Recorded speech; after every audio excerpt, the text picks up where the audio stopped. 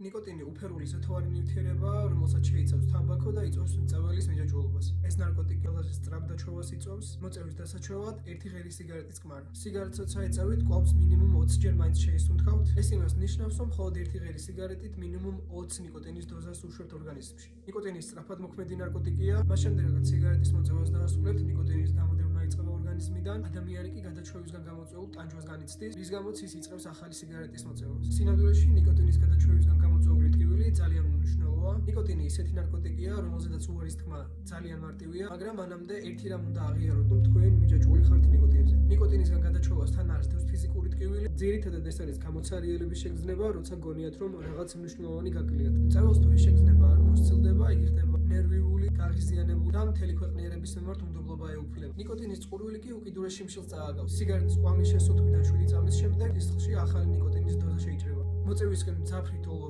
თავდება და მწვერვალს სიგარეტისგან მინიჭებული თავდაჯერებისა და სიმშვიდის გრძნობა ეუფლება. ნიკოტინი არის ციცქნა ურჩხულის სხეულში, რომელიც ჩაგვისახლდა და ჩვენ კი იძულებულები ვართ, რომ ის გამოვყვებოთ. ერთადერთი მიზეზი, რის გამოც ადამიანები მოწევას აგრძელებენ, ამ ციცქნა ურჩხულის დაპურების სურვილი. სიამოვნება, რომელსაც მწვერვალი ადამიანი სიგარეტისგან იღებს, მცდელობა იმ სიმშვიდის და თავდაჯერების, მისი სხეული მანამდე რომ განიცდიდა, ვიდრე ნიკოტინზე მიჯაჭვული გახდებოდა.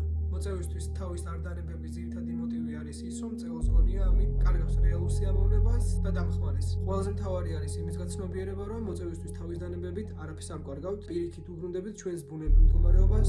ჩემი სახელი არჩილი და ჩემი მიზანი არის, რომ შენ შეეშვა მოწევას. ამისათვის მთავარია გამოიწერო ჩემი გვერდი და გადადგა